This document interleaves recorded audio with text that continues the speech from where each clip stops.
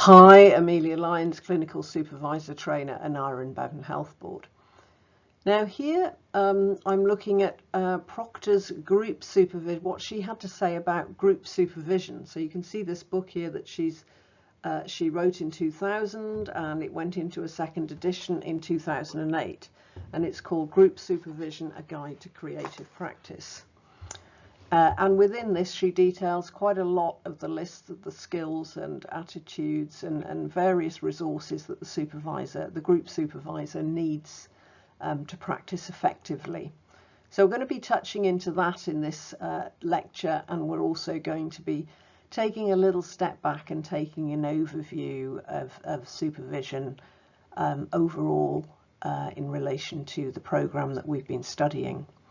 So you can see here that Proctor did a typology for supervision groups, and you could look on this as a process, moving from authoritative to participative to cooperative to peer, according to the need of the supervisee. So it could represent the life of a supervision group, where you might start off with a group of new supervisees, and as the group goes on, and if it's a successful supervision group, it might go on for a few years, and it moves from a fairly dependent stage on the supervisor, who helps the supervisees to become more confident and become co-supervisees, and moving into a sort of participative stage where the supervisees in the co-supervisors in the group working with the supervisee to develop the understanding of the issue. And then as they become more confident again, the supervisor sort of moves back to a sort of group facilitator and monitor position, and the supervisors, the group supervisors, come into their own further. And finally moving into that sort of peer supervision stage where the group is now independent and manages itself and manages its own leadership. People might rotate the leadership. There might be several ways in which the group choose to operate. So it might represent the lifespan of a supervision group, or you may have courses, training courses where people might be more around the authoritative stage as they're learning and acquiring new skills, and then moving more into the participative and cooperative stages, but maybe never reaching the peer supervision group stage because the course is concluded. So various ways that we can interpret the diagram, and what's important, I think, is to consider what sort of a supervisor Proctor invites you to consider are you. Where might you be most comfortable in terms of your own leadership style, and also as a supervisee, what kind of group do you like to be in, do you want to be a member of, and so on. And again, at different stages of one's career, one might prefer to be in a peer supervision in the latter stages of one's career. One might prefer to be in an earlier stage group as you're acquiring and developing new skills. So as you can see, someone new has joined our class. And Group Supervision Alliance model, so Proctor lists the the groups of skills really that the supervisor needs. So you're thinking about the contract, obviously, and the working agreement within the group. Emphasizing that the responsibility of the supervisor is not only on, obviously, the task of getting the supervision done, but also is the supervision good enough, and if it's not, that needs work and development. Management skills, so what we might call dynamic administration in psychodynamic terms, so all of those skills in order to have and run a safe group in terms of environment, administration, and so on. That the supervisor can be flexible and model skills as required. She talks about participative maintenance and repair, which I've got another slide for, so we'll talk about that, but that's just generally managing the stages of the group as it goes through from the earlier stage to the middle to the end stages, and how you work with that, and we'll look at that in a second. Managing supervision responses, sometimes supervisees in the group can come out with, and the group, as you're developing the group co-supervisors, people may come out with all kinds of responses, some of which might not be very appropriate, and how do you work with that? So there's that kind of thing to do, and obviously leaning into your own supervision in any of these areas as the group supervisor where you might feel you need to think about it further. So that is always encouraged inevitably. Having a repertoire of creative methods, Proctor was well known for that, and valuing the non-verbal, which I think is also helpful from a neurodiversity perspective, and many different perspectives really, that people sometimes find it difficult to verbalize something but may be able to communicate it in another way. So it is very useful to have a range of different methods and ways into understanding the issues presented in supervision. And then the group itself as supervisor, so understanding that very concept really, that it's not just the named supervisor who's supervising the group, but the group itself becomes the supervisor. And again, thinking, just as we looked at the typology of groups earlier, where am I in that stage really, and how the group is developing, and of course inviting the group to comment and review how they see it as well, and thinking about it in that respect. So then Proctor talks about the agreement, the group contract. So you've got the overall contract, and you've got the working agreement. Within the working agreement, it's kind of like, what sort of a group are we wishing to be, and how the agreement is working towards that. So she relates that to the typology of group. If we're a cooperative group, then we're really working for everybody to become co-supervisors and so on. So it's breaking it out a bit further than just the broad confidentiality and general professional boundaries of the overall contract.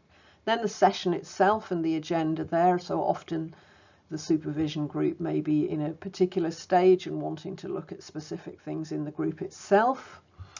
The minute-by-minute response that the supervisor is also then offering in the group, and Proctor portrays this as a sort of shadowy Russian doll there, which I wasn't able to do on that diagram there.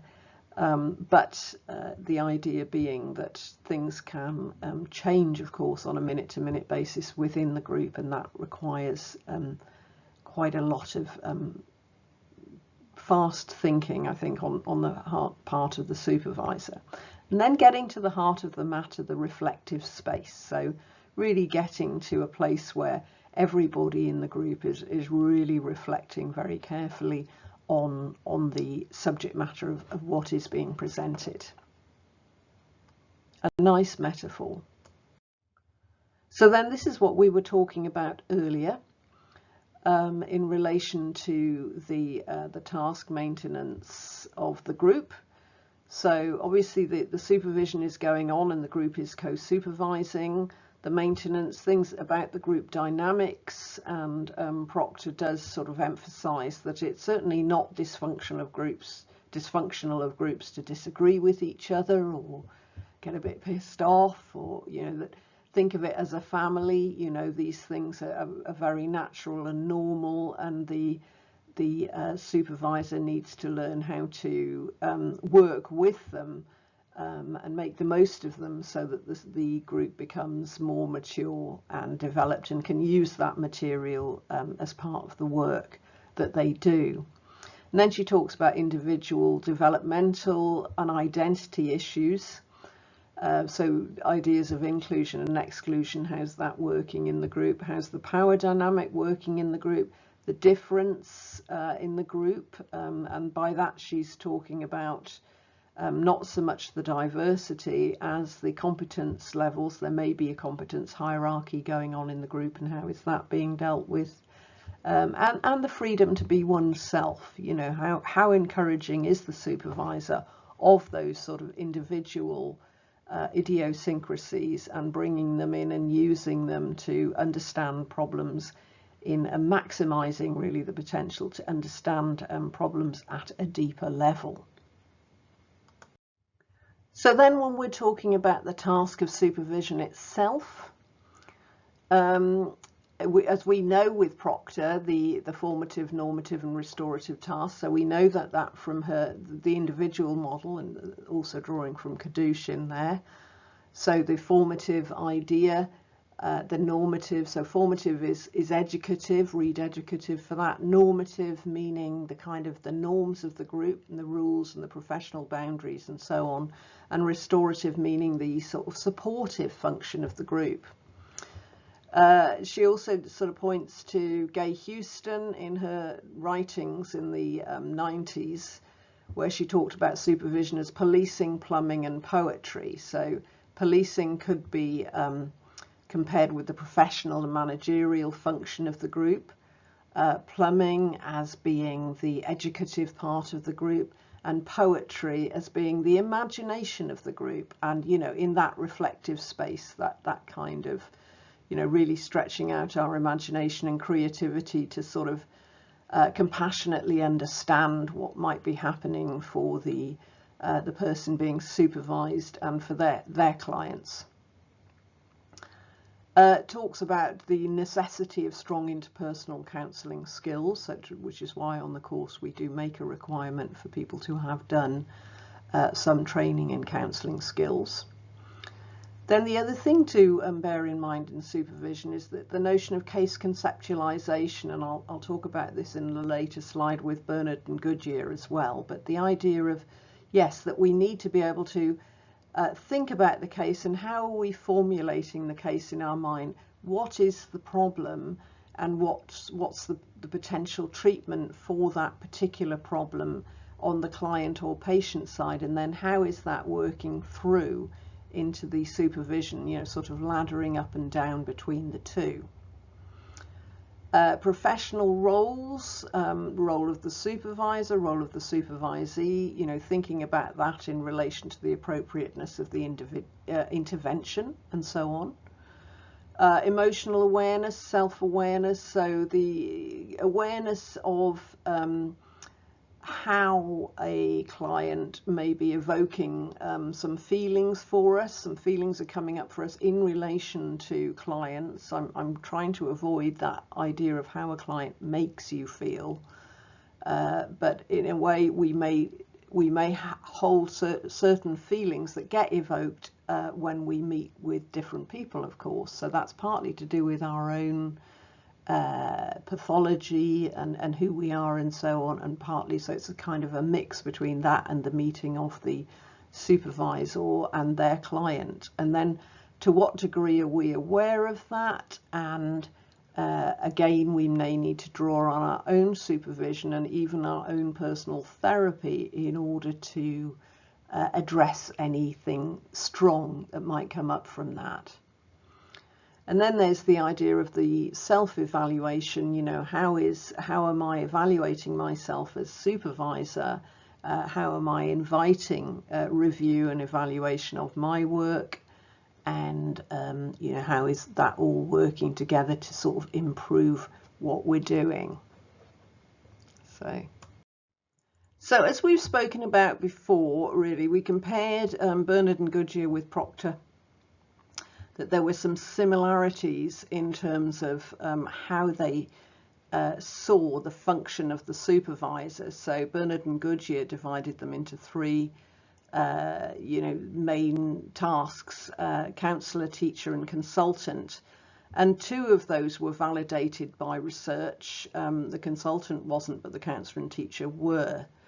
Whilst Proctor talked about, you know, the supportive, the educative and the professional and ethical manager sort of thing. So very sort of closely linked there, and closely understood. And the Bernard Goodyear model is one that's sort of well known in the US, whereas the Brits tend to go with the Proctor. So those are just shows how closely those two compare. So leading into the model here, the integrated model from the Proctor, as it were, you can see the connections there, but the integrated model by Bernard and Goodyear goes into the supervision task in much more detail. Proctor does talk about case conceptualization in her book, but she doesn't spend the time on it that Bernard and Goodyear do. So I just think it's worth pointing to that. Case conceptualization is important, particularly when you're in homogenous professions such as counselling, where you've got to think about what model is everybody coming from, and how we conceive of the problem in relation to that. You know, is it a problem? Are we conceiving of it as a case of, say, beliefs that the client of the supervisee holds? Are we thinking of it, and that could be a CBT issue? Are we thinking about it as a self-esteem issue? Maybe we go in on a person-centered manner, or are we conceiving of it as to do with something that's gotten stuck in the past that might need to be surfaced, and we might go in there psychodynamically. So obviously that will depend on the orientation of the supervisor, the supervisee, the contract of the group, and so on. So treatments definitely clearly relate to how we, of course, conceive of the issue. And the personalisation element, which Proctor would, of course, call self-awareness, and, you know, the idea being that whenever we're working in depth with individuals outside, personal therapy is usually a pretty good idea, as well as having access to one's own both individual and group supervision. So that when we think about personalisation, we may explore it in the group, and we'd have more opportunity to explore it individually.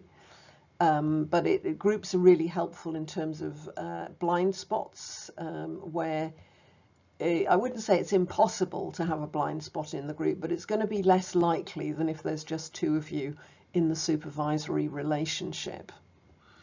And sometimes other people in the group, often other people in the group, see things more quickly than you do about yourself. So in that sense, when something gets offered in the form, in the spirit of gentle, helpful, compassionate feedback to the supervisor who might be caught up in something, and members of the group can kind of help to hold and support that situation. And so again, that can be, you know, that self-awareness and that working with that can be helpful in group, but of course the facilitator needs to be mindful of the level of exposure that the supervisee might feel there. But that, of course, is balanced with the strength and support of the group. So the bigger and the deeper the trust is in the group, the more people can tolerate being open and being somewhat exposed, and their work being exposed in the group, but with to that sort of gentle, fresh air of scrutiny and helpful responses. Now, although we're not doing Rubel and Oketch's work in any depth at all on the course, I'm just pointing to it in this discussion because I think it plays a part.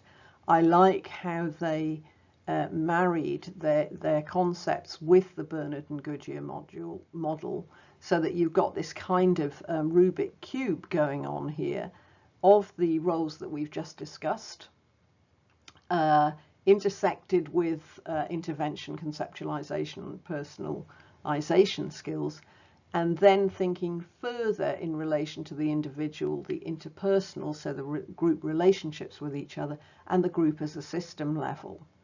So, you know, what is the group symbolizing in relation to the organization?